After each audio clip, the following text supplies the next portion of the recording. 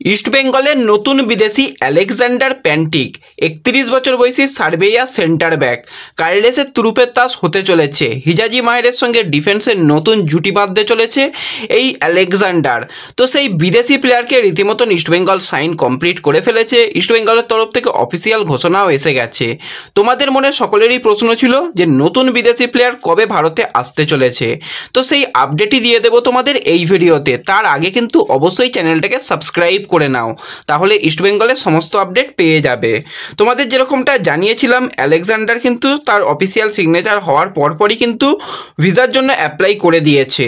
আর এই মুহূর্তে যে আপডেটটা বেরিয়ে আসছে, সে কিন্তু ভিসা হাতে পেয়ে গেছে। এবার তার ভারতে আসাটা শুধুমাত্র সময়ের অপেক্ষা। পরবর্তী ম্যাচ জামশেদপুর ম্যাচের আগেই কিন্তু সে চলে আসছে ভারতে, এবং সেই ম্যাচের জন্য কিন্তু সে অ্যাভেলেবেল থাকতে চলেছে। তো এই খবরটা পেয়ে কতটা খুশি হয়েছো কমেন্টে জানিও।